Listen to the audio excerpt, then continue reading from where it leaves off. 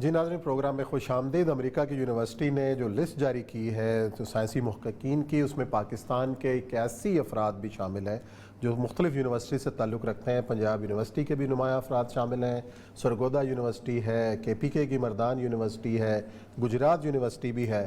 تو ہمیں جوائن کیا ہے پنجاب یونیورسٹی کے وائس چانسلر ڈاکٹر نیاز احمد صاحب نے۔ السلام علیکم ڈاکٹر صاحب۔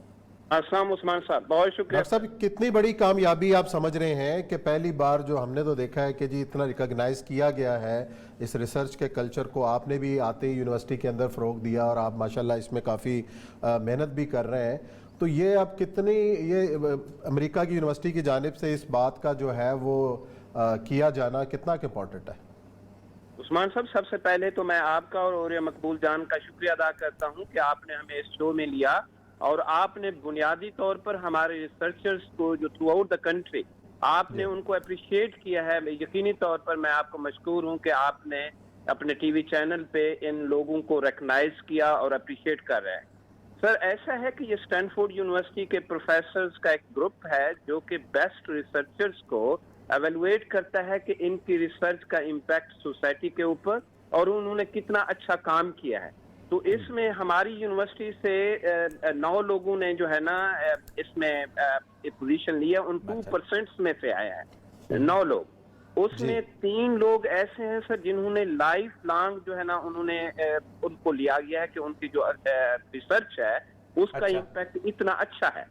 اینڈ سیکنڈلی ان 3 میں سے جو 3 کو لائف لانگ میں انہوں نے انکلوڈ کیا ہے، ان میں ایک ہمارے پروفیسر صاحب پروفیسر خالد محمود انفارمیشن مینجمنٹ کے ہیں۔ جی لائبریری سائنس والے، جی لائبریری سائنس والے سر، انہوں نے ساؤتھ ایشیا میں ہی از دا اونلی ون۔ اور جی سر، اسلامک کنٹریز میں 3 پروفیسر سلیکٹ ہوئے ہیں جن میں خالد محمود صاحب بھی ان میں سے ایک ہے۔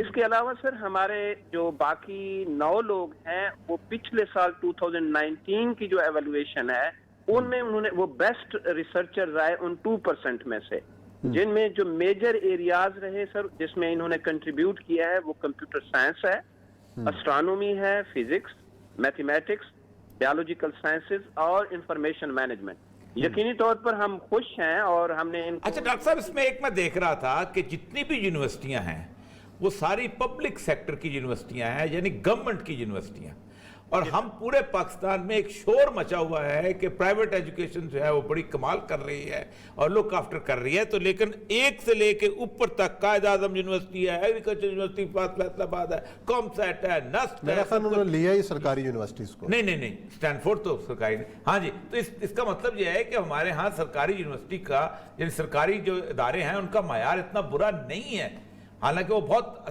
سستی ایجوکیشن پر دیتے ہیں لوگوں کو۔ اور مقبول جان صاحب، جو اس وقت ملک میں جتنے بھی دا پیپلز لائک یو اور عثمان، آپ کسی بھی اس طرح کے ہمارے کولیگز کو دیکھیں، اگر ہمارے جو نامور لوگ ہیں وہ سارے پبلک سیکٹر کے گریجویٹ، بالکل ٹھیک، اور حقیقت یہ ہے کہ جتنا جو انویسٹمنٹ ہے گورنمنٹ آف پاکستان پلس جو پبلک سیکٹر یونیورسٹیز ہیں، جتنا ریسرچ کے اوپر اور آج کل اس چیز کے اوپر ہم بہت زیادہ انویسٹ کر رہے ہیں کہ جو بھی ہم کام کریں اس کا سوشو اکنامک امپیکٹ نظر آنا چاہیے، سوسائٹی کے اوپر ہماری ریسرچ کا کیا امپیکٹ آیا ہے۔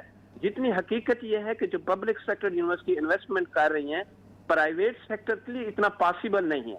پنجاب یونیورسٹی ہنڈریڈز میں ایسے پروجیکٹس ہیں جس کو خود سپانسر کرتی ہے، یہ ان پروجیکٹس سے ایڈیشنل ہیں جو Higher Education Commission, Pakistan Science Foundation, جو دوسری گورنمنٹ کی آرگنائزیشن ہے جو فنڈنگ کرتی ہیں۔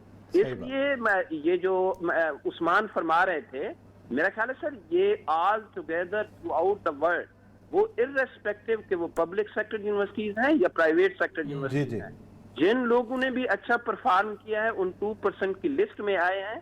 ہم نے اپلائی نہیں کیا کسی کو کہ آپ ہمیں ان میں انکلوڈ کریں، انہوں نے ہماری ریسرچ کو انٹرنیشنل پبلیکیشنز دیکھی ہوں گی، جی ہاں، انٹرنیشنل پبلیکیشنز دیکھی ہیں، ہمارے بکس چیپٹرز کو دیکھا ہے، اس لحاظ سے میں سمجھتا ہوں آئی اپریشیٹ کہ جو اچھا یہ مجھے بتائیے گا کہ ان پاکستان کی یونیورسٹیز میں کیونکہ ظاہر بات ہے سب سے امپورٹنٹ چیز ہوتی ہے آپ کے ریسرچ جرنلز جو ہوتے ہیں کہ ان کی کیا سٹیٹس بنتا ہے کیونکہ یہ 81 لوگ جو ہے 16,600 اس میں کوئی بہت بڑی اور فرسٹ 2% میں آنا بہت بڑی بات ہوتی ہے، جبکہ مطلب ہزاروں کے حساب سے ملکوں میں یونیورسٹیاں ہیں. تو آپ کے کوئی ایسا ریسرچ جرنل جو کہ انٹرنیشنل ایکنالجمنٹ رکھتا ہو؟ جی سر، ہمارے پاکستان کا اسپیشلی اگر میں پنجاب یونیورسٹی کی بات کروں سر، میرا جرنل بایولوجیکل سائنسز کا انٹرنیشنلی ریکگنائزڈ ہے اور اس کا امپیکٹ فیکٹر ہے. سر امپیکٹ فیکٹر اس وقت آتا ہے، یہ ان امپیکٹ فیکٹرز میں سے ہے جو ابو 3 ہے. ابو 3 کا امپیکٹ فیکٹر ہونا یہ اس چیز کے آرگومنٹ ہے اس کا کہ پنجاب جو پاکستان کے ریسرچرز ہیں یا جو پبلیکیشن وہ کر رہے ہیں وہ کسی بھی لحاظ سے انٹرنیشنل پبلیکیشن سے کام نہیں ہے.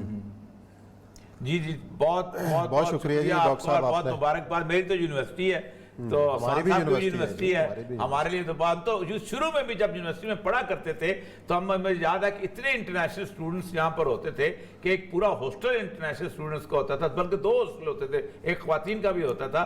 اور اب ہو سکتا ہے لگتا ہے کہ اس اعزاز کے بعد دوبارہ پاکستان میں بھی لوگ باہر سے آ کے پڑھنا شروع کریں. شکریہ بہت جی. تو یہ جو بڑی کامیابی یہ ہے، بہت بڑی کامیابی ہے جی. اچھا جی دوسرا امپورٹنٹ جو ایشو ہے وہ ہے کپاس کا، جس میں ہم نے شروع میں ذکر کیا کہ کیوں جو ہے ہماری جو کپاس کی پیداوار کم ہوتی چلی جا رہی ہے. ہم نے اتنی جو ہمارا اعجاز ہوا کرتا تھا اب ہم اس کی جگہ گنا بیج رہے ہیں، دوسری فصلیں بیج رہے ہیں، کیونکہ ہم نے تو چینی کی وہ لگا لی ہیں، کیا اسے کہتے ہیں، فیکٹریاں. اچھا چینی کی فیکٹری لگانے گنے سے زیادہ سب سے بڑی بات یہ ہوتی ہے کہ جب آپ کسی فیلڈ کے اندر ریسرچ ختم کر دیں اور وہ ایک علاقہ جو ہوتا ہے ہیکٹر ایریا جو ہے آپ کو اتنے پیسے نہ دیں تو کسی کا دماغ خراب نہیں ہے کہ وہ کپاس لگائے گا. اگر اس میں شاید ستار صاحب ہو سکتا ہے ہمارے ساتھ ہوں، انہوں نے بڑی تفصیل کرتے گزشتہ 10 سالوں سے یہ زوال کی صورت میں چلی ہے. 400 کے قریب ٹیکسٹائل ملز ہیں ہماری، اور 400 کے قریب ٹیکسٹائل مل کے لیے ہمیں جو کپاس چاہیے تھی وہ اب آدھی رہ گئی ہے. اور جو عمران خان صاحب کہہ رہے ہیں نا اس وقت کہ ہمارا ٹریڈ ڈیفیسٹ کم ہو گیا ہے اور ہمارا سرپلس میں چلا گیا ہے، کچھ عرصے کے بعد جب ان کو کپاس منگوانی پڑے گی تو یہ سارا خرچہ ہو جائے گا. تھوڑا سا خرچہ آپ کا چینی پہ ہو گیا، اس کے بعد تھوڑا سا خرچہ آپ کا آٹے پہ ہو گیا، گندم بھی منگوائی، چینی بھی منگوائی. کہتے یہ ہیں کہ پاکستان کے اندر اس وقت دنیا میں جو ملک ہیں انہوں نے 5-6 ملکوں کی مثال دی ہے کہ پر ہیکٹر ییلڈ جو ہے برازیل جو ہے وہ اس پہ ریسرچ کر کے جو انہوں نے کاٹن سیڈ شروع کیا ہے اس کے 1660 جو ہے وہ اپنا کلو گرام اس کی آتی ہے کپاس. ازبکستان اور ترکمانستان میں بہت ہوتی ہے، وہاں 1200 کے قریب آتی ہے. چائنا میں 1826 میں ختم کرتے ہیں تو شاہ ستار صاحب کے آرٹیکل سے میں ریفرنس دے رہا ہوں. 1826 ہے، ترکی میں 1597 ہے، امریکہ میں 1018، پاکستان میں صرف 577. تو اس نے کیا بیچارے نے بیچ کے کیا کرنا ہے. جی السلام علیکم شاہ ستار صاحب. جی وعلیکم السلام. آپ کے آرٹیکل سے میں بات کر رہا تھا، آپ یہ بتائیے گا، ہم کہہ رہے تھے کہ بنیادی طور پر یہ جو 400 ٹیکسٹائل ملز کو جب نہیں ملے گی، انہوں نے ملے تو چلانی ہے، اور باہر سے جب آپ منگائیں گے اور اس کے ساتھ ساتھ آپ اس پہ امپورٹ ڈیوٹی بھی ختم کر دیں گے تو سارا آپ کا تو یہ ڈیفیسٹ جو کہتے ہیں بڑا کہ ہم نے جی ٹریڈ ڈیفیسٹ ختم کر دیا، یہ تو ختم ہو گیا، پیسہ خرچ ہو جائے گا سارا. نہیں یہ غلط فہمی ہے سر. اچھا ایکچولی مسئلہ یہ ہے کہ ہم جو ڈومیسٹک کاٹن ہے وہ ہمیں مہنگی پڑتی ہے. اچھا اس کی وجہ سر اس کی وجہ یہ کہ ہمارے ہاں جو کاسٹ آف پروڈکشن بہت زیادہ ہے کیونکہ ہماری پروڈکٹیوٹی بہت لو ہے، جس کی وجہ سے فارمر کو پیسے نہیں ملتے. فارمر کو اگر پیسے نہیں ملیں گے تو وہ اگلے سال تو بالکل کراپ نہیں لگائے گا. ٹھیک ہے. تو ہم اس وقت 10,200 10,500 روپیہ فی من دے رہے ہیں کاٹن کے لیے، جینٹ کاٹن. اگر ہم امپورٹ کرتے ہیں تو وہ ہمیں 9,200 سے 9,400 میں پڑتی ہے. اچھا. اور اس کے علاوہ یہ بھی اس چیز کے پہ بھی نظر رکھیں کہ وہ کنٹیمنیشن فری کاٹن ہوتی ہے. ہماری کاٹن کنٹیمنیٹڈ بھی ہوتی ہے، الگ پیسے لگتے ہیں اور اس میں الگ اور بھی مسائل ہیں. تو دیکھیں ملک کا نقصان ہے. ہم اس دفعہ 7 سے 8 ملین بیل امپورٹ کرنے جا رہے ہیں. 7 से 8 मिलियन बेल इंपोर्ट अच्छा, उसमें करेंगे। आपने ड्यूटी भी तो खत्म कर दी है ना जी? जी ड्यूटी तो नहीं है, लेकिन 10% सेल्स टैक्स तो है ना सर। अच्छा, लेकिन खैर वो तो पब्लिक के एक्सचेकर से जाएगा ना। आप जो कि टेक्सटाइल इंडस्ट्री को भी रिप्रेजेंट करते हैं, मसला सारा ये है कि अब इंडिया में उन्होंने जब इंपोर्ट की करते हैं तो इंपोर्ट ड्यूटीज लगाते हैं, इंपोर्ट ड्यूटीज लगाते हैं ताकि आपका लेकिन इंडिया में जो इक्विवेलेंट है ना कॉटन, वो उनको 7,700 रुपए में मिल रही है। अच्छा, ठीक ठीक। अच्छा, ये बताइए कि इसको इम्प्रूव कैसे कर सकते हैं लोकल कॉटन को, ताकि आपको बाहर से ना मंगवाएं, आपको यहाँ की कॉटन 9,000 8,000 रुपये पड़ जाए। इसकी कोई इम्प्रूवमेंट का कोई है चांस?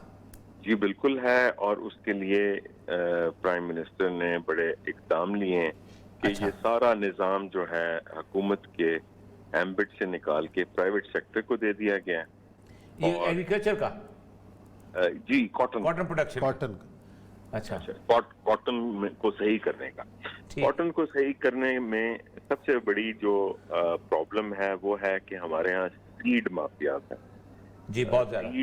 बहुत ज्यादा। हमारे यहाँ तकरीबन 300 कंपनियां हैं जो ऑफिशियली रजिस्टर्ड हैं सीड कंपनी। पूरे इंडिया में 6 कंपनियां हैं। अच्छा। तो इसमें होता ये है कि अनप्रोवन एंड डेफिशिएंट सीड एंड वो फार्मर को दिया जाता है जिसकी जर्मिनेशन भी नहीं होती है। जर्मिनेशन के बाद उसमें कीड़ा भी लगता है, उसको पेस्टिसाइड भी इस्तेमाल करना पड़ता है लगातार, उसके अखराजात बेतहाशा बढ़ जाते हैं और प्रोडक्टिविटी उसकी बेतहाशा कम होती है। 500 कुछ तो एवरेज है पाकिस्तान की, जिसमें सिंध भी शामिल है। पंजाब में इस दफा एवरेज 400 के करीब है, बहुत कम। तो यही जो पंजाब की प्रोडक्टिविटी ये चंद साल पहले 1000 के करीब। तो अच्छा, ये बताइएगा कि ये जो टेक्सटाइल इंडस्ट्री में जो सुना है कि बाहर बूम आया है, ये वाकई है या कि इस किस्म की सूरत हाल है? क्योंकि ज़ाहिर बात है कॉटन की प्रोडक्शन, ये तो इसका मतलब है कि हम एक दिन बांग्लादेश बनने वाले हैं कि बाहर से कॉटन मंगाएंगे और उसके बाद आगे जैसे कहते हैं। नहीं, अच्छा। ऐसी बात नहीं है। देखिए, हम पाकिस्तानी सफ़े अव्वल पे हैं, बाकी हर चीज़ बाद में।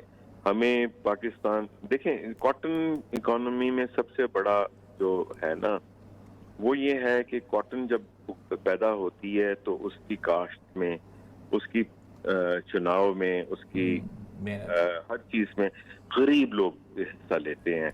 जो पैसा है वो गरीब लोगों में बढ़ता है और एक आपकी रूरल इकोनॉमी चलती है।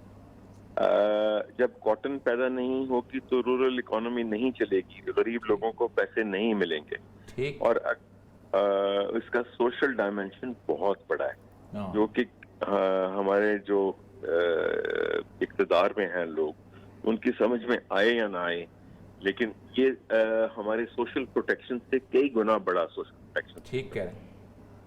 तो ये सोशल प्रोटेक्शन सिस्टम जो है इसको वापस नहीं, ये प्राइवेट सेक्टर क्या करेगा? क्या फौरी इकदाम क्या करेगा? जो आप कहते हैं ले लिया, तो आप ज़ाहिर बात है जो के लिंचपिन इसके अंदर हैं, ज़ाहिर बात है इस मामले में। सर, सबसे पहले तो ये कि हम जो लॉज बदलने की जरूरत है वो बदलेंगे। ठीक है। उसके लिए ऑर्डिनेंसेस निकलवाएंगे। ठीक है। जो गवर्नमेंट के इदारे इसमें लगे हुए थे उन सबको सीड कॉर्पोरेशन वगैरह ये वो जो कॉर्पोरेशन नहीं, एक कॉटन कमिश्नर बना हुआ है। अच्छा, एक पीसीसी बना हुआ है, पता नहीं क्या क्या इदारे लगे हुए हैं, कोई 10-15 तो इदारे लगे हुए हैं। जी, बहुत है ज्यादा जी, मालूम है। अच्छा, और आप यकीन जाने रिसर्च उनमें तो होती कोई नहीं है, सिर्फ तनख्वाहें, और वो भी भर्तियां जो सारी हुई हैं वो पॉलिटिकल बुनियाद पे हुई हैं। ठीक है। और अक्सर लोग घोस्ट वर्कर्स हैं जो कभी आते ही नहीं है लेकिन तनख्वाह नहीं। चले जी, बहुत शुक्रिया शाहिद सत्तार साहब, आपने तफसील से आगाह किया कि क्या किया जाना चाहिए और क्या आगे होने जा रहा है। इसी नोट के साथ ब्रेक लेते हैं, ब्रेक के बाद आएंगे, प्रोग्राम का सिलसिला जारी रहेगा।